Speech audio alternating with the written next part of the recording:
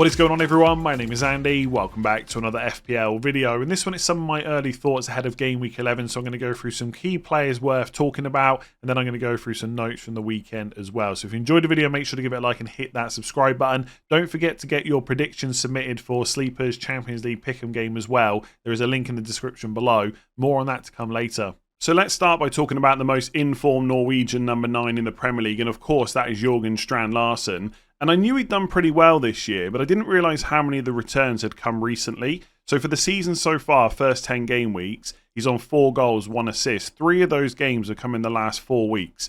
So you had the 1 goal against Brentford away in game week 7, another one against City at home in game week 8, and then the week just gone, Palace at home game week 10. So he's in a bit of form coming into a really good run of fixtures. And I think 5 attacking returns in the first 10 games, one every other game basically, that's his return rate, is really decent when you remember how rough the fixtures have been for Wolves. They've already played Arsenal away, Chelsea at home, Forest away, which is looking like a really difficult fixture this season, Newcastle at home, Villa away, Liverpool at home, City at home, and Brighton away. So Brentford away and Palace at home, probably the 2 easiest fixtures that they've had this season, and he scored in both of them. So I think for 5.6 million, he's looking like a potential bargain given how good the fixtures are for Wolves from 11 to 17. So in the next 7 game weeks, he gets to play all of the newly promoted sides, so Southampton and Ipswich at home and Leicester away. Fulham away is not going to be easy, but there's definitely potential there. Same with Bournemouth at home. Everton away in 14, then West Ham away in 15. Now, maybe by the time you get to game week 15, Lopetegui's not there anymore, but that looks like a pretty good fixture right now for attack and return. So for anyone thinking of getting him, I don't think I could sit here and say that he's a bad pick. I think it's far from it. I will say that the underlying numbers are not amazing so far. So 0.26 non-penalty expected goals, 0.05 expected assists. That's nothing to write home about. But again, you factor in how bad the fixtures have been for Wolves for the most part, you'd maybe expect the amount of chances that he's going to generate to go up. So I would expect maybe a little bit of improvement there, and the return rate hasn't been bad so far whatsoever. The only consideration for people, I guess, is whether or not to spend the extra million for Cunha. Now, what does Cunha get you for that million? He always plays 90 minutes. There's only like 3 games where he hasn't. 2 of them he was coming back from injury. 1 was against Man City. So he's always on the pitch. He takes some set pieces as well. I didn't watch the whole of that Wolves Palace game, but I saw him take a couple of corners at least. The stats are better as well. He's possibly on penalties. Now, I know there's been a lot of talk that he is the first choice penalty taker. I don't know if that is strictly true. And Sarabia starting the last game makes me a little bit more worried about who's going to take them. And again, I know some people think we focus on penalties way too much, but it's just another piece of information when we're making our decisions. Sarabia could be first choice penalty taker. Now, he only played 61 minutes in the last game, and I wouldn't expect him to come in and play 90 minutes every single week. But he is he does potentially make Cunha a little bit worse. So if Sarabia is going to take penalties, is Cunha worth the million over Strand Larsen? I think he possibly is. I like the fact he's on set pieces. If Sarabia is not on the pitch, he's got a very good chance of taking penalties, and the stats are better. It basically comes down to, what is that million going to block you from doing? If the answer is nothing, then I think you just pay for Cunha. If not, I think Strand Larsen is a perfectly great option instead. Like, he's even played 90 minutes in 3 of the last 4 games, so the minutes are decent as well. He's not guaranteed to play 90 like Cunha is, I think, but the minutes are still decent.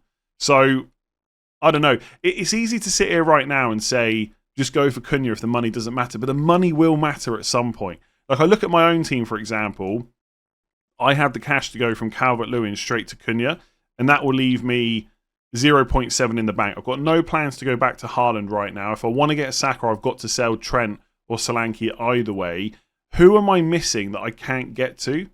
And the answer is right now, not really anyone. Like, even if you mention Ain't Nuri, for example, I could just sell Rico Lewis to get him in just one move.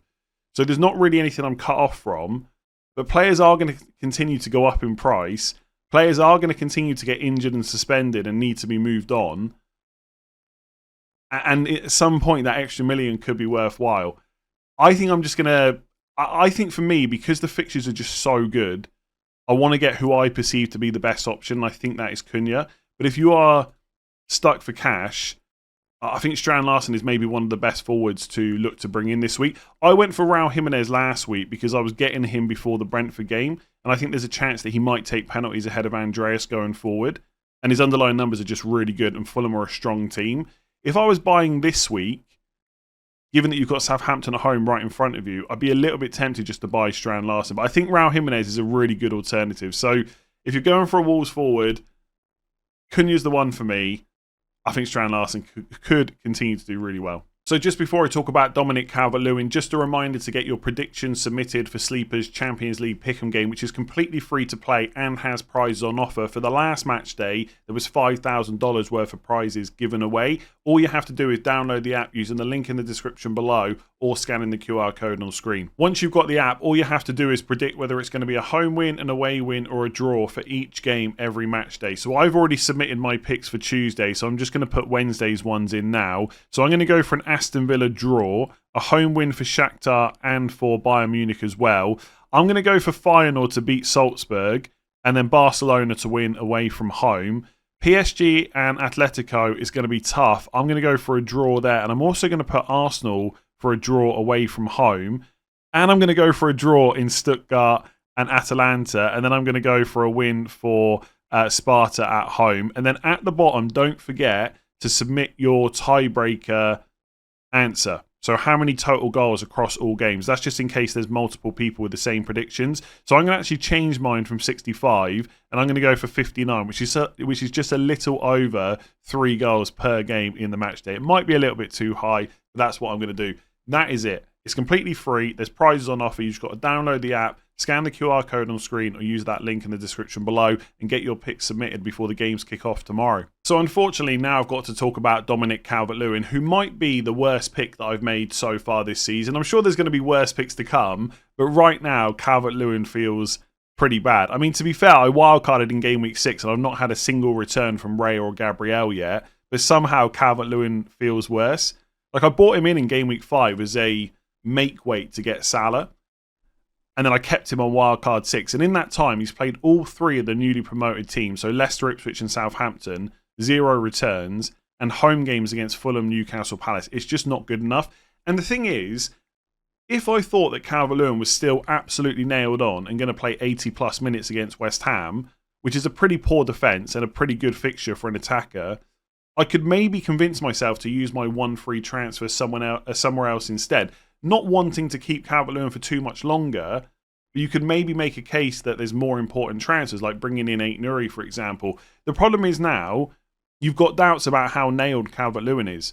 Because against Fulham in game week 9, he comes off in the 80th minute for Beto. Now, to be fair, 80 minutes is not that bad, but Beto goes on to score. Then against Southampton, Calvert-Lewin's struggling again. He's racked up 0.09 XG against Southampton, which is absolutely terrible. And he's come off in the 61st minute again for Beto, who did score and it got ruled out. But there's going to be mounting pressure to make that switch. Now, the good news for anyone with Calvert-Lewin that has got other transfers to worry about is most people just don't rate Beto, including Everton fans. So it's possible that Calvert-Lewin will start again. But could these substitutions get even earlier? And is there a chance at some point that he could be benched? I think the longer this goal drought goes on, the more likely that is to happen. So if you told me right now Calvert-Lewin is going to play 80 plus against West Ham, I'd probably just make a defender transfer instead and just deal with Calvert-Lewin in game week 12. But I'm just a little bit worried that maybe he won't start. And if he does, that he's just going to get subbed off early again. He's also dropped from 6 to 5.9 million. Now, I got him for 5.9, so that didn't make a difference. But people are going to be really fed up of him at this point. And I suspect that he's probably not going to be too far off another price drop. Yeah, he's already minus 23% towards going down to 5.8. So I feel like for most people, if you've got that spare transfer, he's got to go. Like 3 of the next 4 are against pretty poor defences, Wolves, Brentford and West Ham. I just don't think there's much more justification to hold on to him unless you've really got a higher priority transfer somewhere else. In terms of who to bring in, we've already talked about the Wolves players. That's probably where my focus would be. Chris Wood, I mean, he's inevitable, isn't he? He just keeps on scoring. I just think with Forest players, I'm going to talk about Aina in a minute, If it doesn't feel like the boat's been missed, I think Forest are just a good team, and Nuno's got them playing really well. Defensively, they're sound. Chris Wood is a threat, but it does feel like now's the wrong time to buy them. Newcastle at home won't be easy. Then you're running straight into Arsenal away in game week 12, and no matter how poor their clean sheet returns have been, that is still a really solid defence. Ipswich at home is great, but then it's Man City away in 14. Although again, right now it doesn't look that difficult to play against Man City. And then even Man United away in 15, you just don't quite know what you're going to get under the new manager. So 3 away games in the next 5, and they're Arsenal, City, United.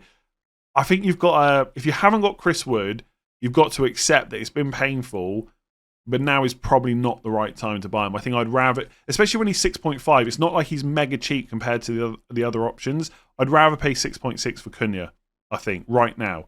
It might be that long-term Chris Wood's the better option, but the fixtures between now and 17 are so good for Wolves. I just personally wouldn't go for him, even though every week it's absolute misery watching him score again.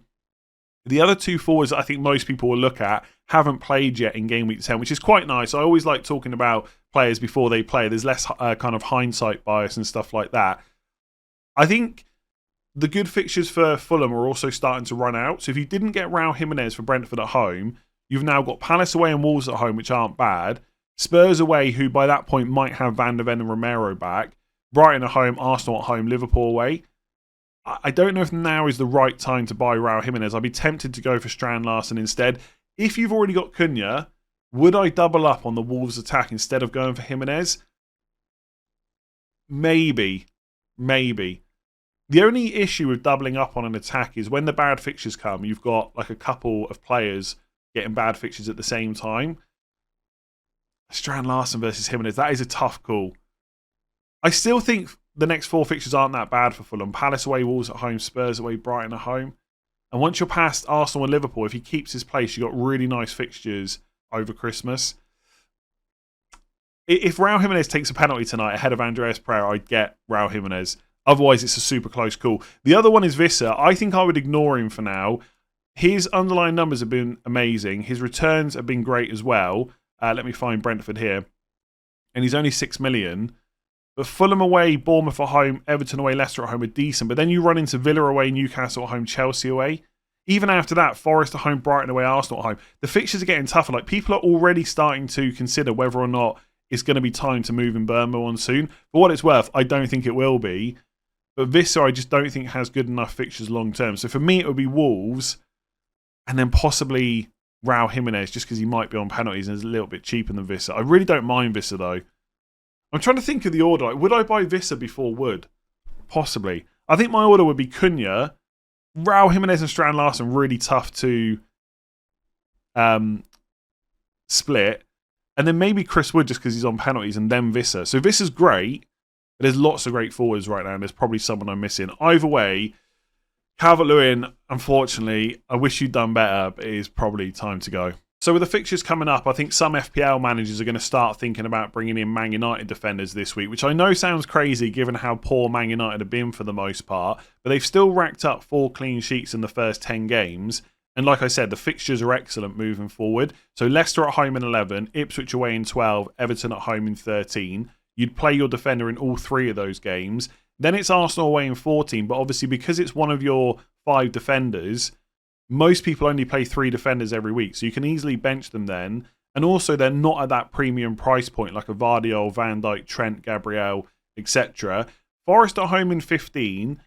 I wouldn't say that's easy, but you wouldn't worry about playing a defender in that game. Obviously, Forest, decent team. Chris Wood, very dangerous right now. But if you had to play Dalot or Dalot or someone like that, then you would, right? On paper, it's not that bad at Old Trafford. City away in 16 is tough, but after that, there's quite a few nice home games. So if we go past game week 16, 17 is Bournemouth at home. Same thing applies to Forest, right? That's not an easy fixture. Bournemouth are a very good attacking team, but you'd happily play your defender in that game, I think. Wolves away, not bad.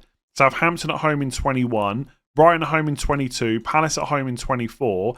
Again, they've all these teams at home have got attackers that can punish you, right? João Pedro, Welbeck, Eze if he's fit, Mateta, Newcastle at home, Isak, etc. But I think on paper, there's a few nice fixtures where you wouldn't mind playing one of your Man United defenders. And also, the hope would be that long term, Amorim gets them set up a lot better. Ugarte is going to be in that midfield. He's a bit of a monster when it comes to winning the ball back. And if the structure can be made a little bit better, Man United might be a little bit more difficult long-term to break down. So you've got 3 nice fixtures ahead of you and then a few nice home games after that. And for the more difficult fixtures, you can bench them anyway. The problem is, who'd you go for? I think the most popular player will probably be Dalot at 5.1 million. His attacking numbers aren't that bad. Not necessarily the greatest finisher as we saw against West Ham, but decent enough.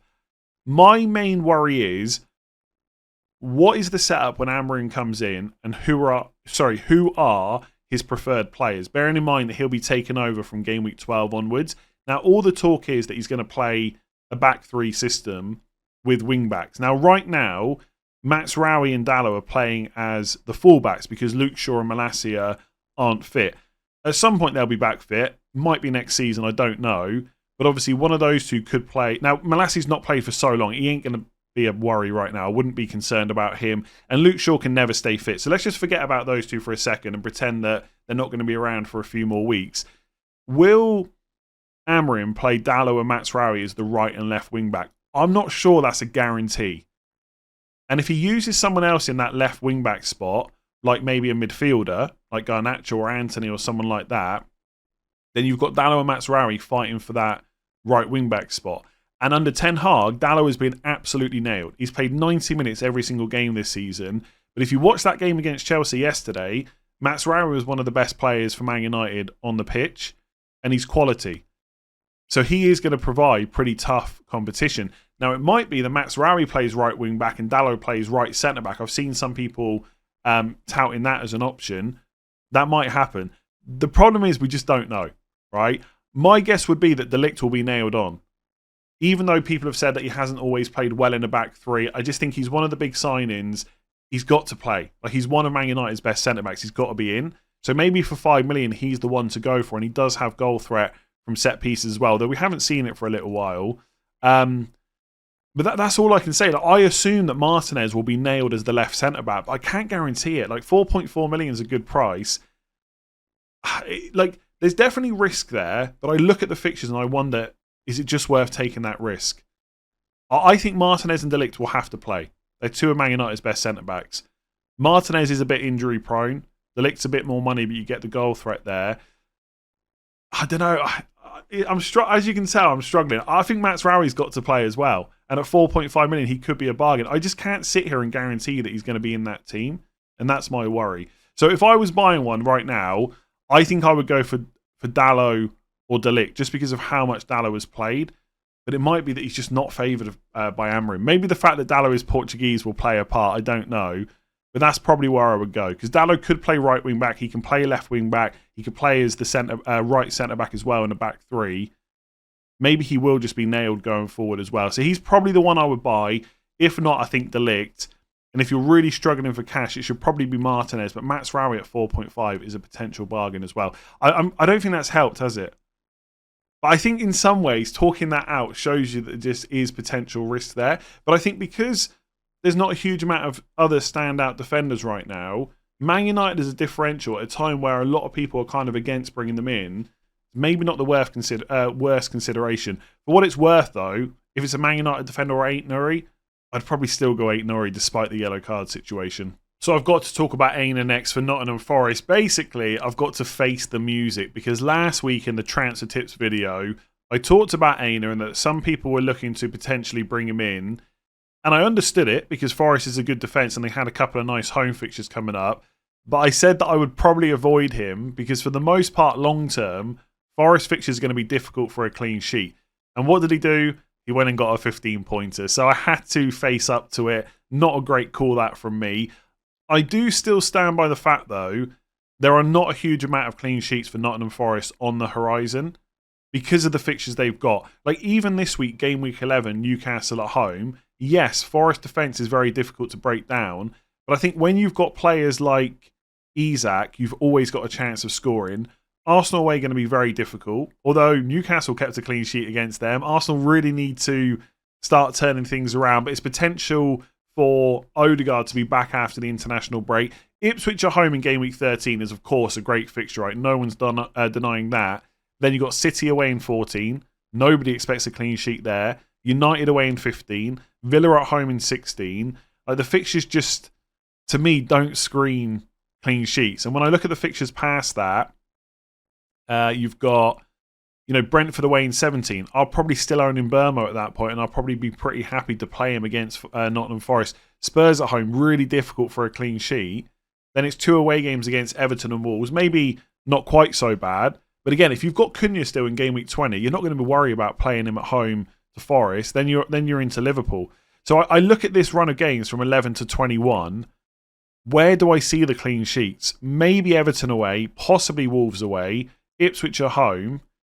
And that's about it. I mean, it's such a good defence. They could keep clean sheets elsewhere. If I look at the stats so far, so if I just go to teams here and then defensive, where is it? For expected goals conceded, Forest is second only to Liverpool.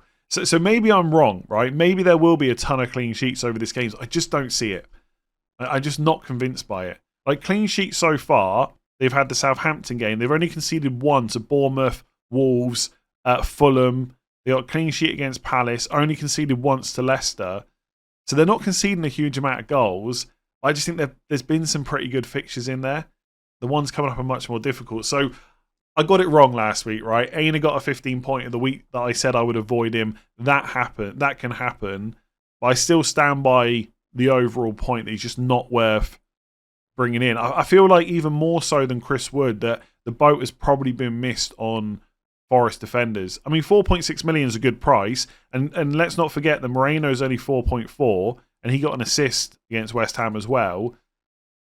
Just don't see many clean sheets. I mean, for that price, obviously they can be benched, but you're really only playing them against Newcastle, Ipswich over the next 4-5 game weeks. It just doesn't feel worth it. Honestly, I'd probably rather go for a Man United defender at this stage. So I'm going to end by going through some notes from the weekend. So Nicholas Jackson is now on 4 yellow cards. He's 1 away from a suspension, and the threshold doesn't increase from 5 to 10 yellow cards until your team has played 19 games. So until Chelsea have played 19 matches, Jackson's always going to be 1 away from suspension. So the chances are that he will serve that suspension at some point. You can actually see which players are on how many yellow cards in the FPL page as well. You can sort it by yellow cards instead of points, etc. So for defenders, for example, actually, Martinez at Man United is on 4 already. So that would probably put me off buying him. You don't want him to have to serve a suspension during these good fixtures. Nuri, we know, is on 4 as well. Semenyo's on 4, etc. Nicholas Jackson so far is the only forward to get to the 4 yellow card mark. Now, should that put you off bringing him in? It would definitely put me off bringing him in game week 11 because Arsenal at home is not a great fixture anyway. And if he gets a yellow in that game, which is possible for the type of game that it is, and misses Leicester away, that's not ideal. After you've got past the Arsenal game, whichever game he gets suspended for, there's always not a bad game afterwards. So if he was to get suspended for Southampton, okay, it's really not ideal. But Spurs away is not terrible. Then it's Brentford at home, Everton away, etc. So it probably shouldn't put you off completely getting him, but I would avoid him this week. It probably will put me off, though. I think Nicholas Jackson from 12 onwards is potentially a massive differential with great fixtures who could get a huge amount of returns. But I personally just wouldn't want him to miss any games. That would frustrate me. And also, I'd be buying him at a time when there's lots of other good forwards. Like, even take Solanke, right? And this is easier to say after he's just got 3 attacking returns yesterday. But after City away in game week 12, it's Fulham at home, Bournemouth away, Chelsea at home, Southampton away. It's really not that bad. So personally, I would rather keep Solanke, who's not facing a suspension, rather than buy Jackson with one of my free transfers. I'd rather wait until he's served that suspension and then think about bringing him in. Because Solanke's only on, let me just check here. I don't think he's anywhere near 5. He's on 0. So he's miles away from it, right? So I'd rather just keep him. So I'm not saying it should put you off, but it would put me off. And I certainly wouldn't buy him this week.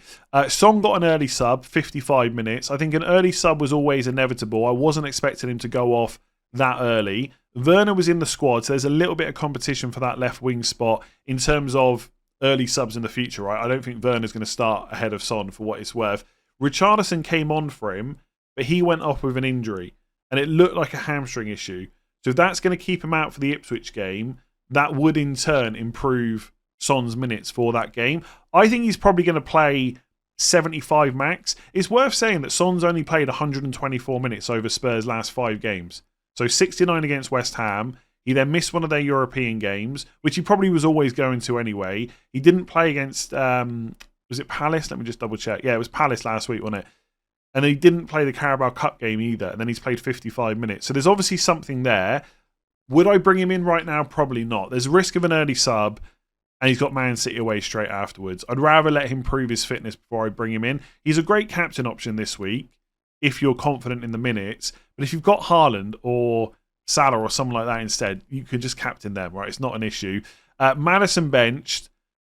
He's got to go long term. I'd keep him for Ipswich, though. I know it's a pain when you keep a player, they get benched, and there's always that next fixture you want to keep him for. But Ipswich at home is so good. Against Villa, they played with kind of 2 more defensively minded midfielders, like a double pivot, basically, Bentancur and Sarr, and so Kulusevski was the 10. I think against Ipswich, Ange Postecoglou will go back to playing with Maddison and Kulusevski. Long term, no confidence in that whatsoever, but I think for Ipswich that could happen, and so I'd keep him for that. 12 onwards, Maddison got to go because you just can't be confident in his minutes. Another 90 minutes for Reece James. That's now 2 in a row. And I'm not even going to joke about it. I really hope he stays fit. I think for the quality of play, it's never nice when players get injured. Of course it's not. But for Reece James, he's such a good player. It's like such a shame that we haven't got to see him play more. I really hope he can stay fit. I'm already picturing him left back in the World Cup in 2026 with Trent on the right. But that's 3 games in a row we started, 2 back-to-back 90 minutes. He's not marauding forward quite so much. He is much more of a defensive defender, I guess you could say. But at 4.9 million, he is taking some corners, and maybe he will venture forward in easier fixtures potentially. I just don't know if him taking a few corners is enough to risk that injury concern if he's not going forward as much during open play. I'd almost just rather get Colwell for a little bit less money, who's got a bit of threat from set pieces as well. So I think it's great that Reece James is playing. I'm not sure I'd go there for FPL. I'd need to see a bit more. Rodgers' injury, but after the game, Unai Emery said that he wanted to play on, so he's hopefully fine, but we'll have to wait and see when we get another update this week. Obviously, there's Champions League games, so we'll get an update before that, and we'll see whether Rodgers is in the squad and how many minutes he gets. 5 starts in a row for Lewis Hall. He's only 4.3 million, and Newcastle have got some okay-ish fixtures coming up. So it's Forest away, West Ham at home, Palace away, Liverpool at home, Brentford away, Leicester at home in 16, Ipswich away, Villa at home. Not perfect by any means, but he's only 4.3 million and he's playing really well. I quite like him as an option if you need someone cheap. There's not a huge amount of players around that price point. You've got Anderson at Fulham as well, might be worth looking at. I think Gay at Crystal Palace is 4.4, so he could be a potential option, but the fixtures aren't great there either. If you need someone super cheap and you don't want to go all the way down to one of the 4 million defenders, I quite like Lewis Hall right now. That's all my notes. My last one is don't forget to download Sleeper. Link in the description below. Get your Champions League picks, or predictions, I should say, submitted before the games start tomorrow. Otherwise, thanks for watching. Give it a like, hit that subscribe button, rate 5 stars if you listen on podcast, and I'll catch you again tomorrow.